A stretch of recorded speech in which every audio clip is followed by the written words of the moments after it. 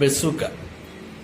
നമ്മൾ ആ സിനിമ ഇങ്ങനെ കണ്ടുകൊണ്ടിരിക്കുന്ന സമയത്ത് നമുക്ക് ചില സമയത്ത് തോന്നും, മമ്മൂക്ക എന്തിനാണ് ഈ പടം എടുത്തിരിക്കുന്നത്, ഇത് സാധാരണ നോർമൽ ചെയ്യുന്ന പടങ്ങൾക്ക് തന്നെ ആണല്ലോ എന്നൊക്കെ വിചാരിക്കും.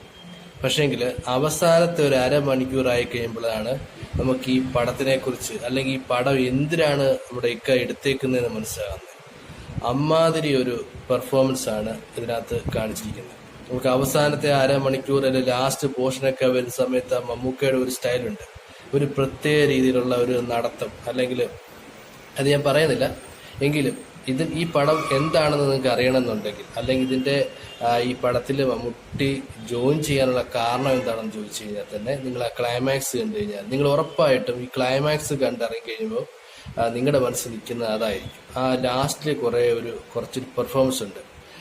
ഈ പെർഫോമൻസ് എന്നൊക്കെ പറയുന്നത് മമ്മൂക്കയ്ക്ക് വലിയ കാര്യമുള്ള ഒന്നുമല്ല, എങ്കിലും നിങ്ങളെല്ലാവരും ഇത് തിയേറ്ററിൽ തന്നെ പോയി കാണാം. നിങ്ങൾക്ക് തിയേറ്ററിൽ പോയി കണ്ടെങ്കിൽ മാത്രമേ അതിൻ്റെ ഒരു എഫക്റ്റ് നമുക്ക് നന്നായിട്ട് തന്നെ കിട്ടത്തുള്ളൂ. എന്തായാലും ഒരു ഫസ്റ്റ് ഹാഫ് കഴിഞ്ഞതിന് ശേഷം ഉണ്ടാകുന്ന ഒരു ഏരിയ ഉണ്ട്, മമ്മൂട്ടിയുടെ ഒരു അഭിനയം, അതാണ് നിങ്ങൾ പോയി കാണേണ്ടത്.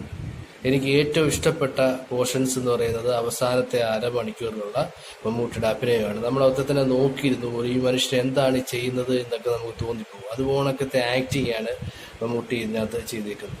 എന്തായാലും നമുക്കൊരു കണ്ടിരിക്കാൻ പറ്റുന്ന ഒരു പടമായിരിക്കും. Okay, thank you.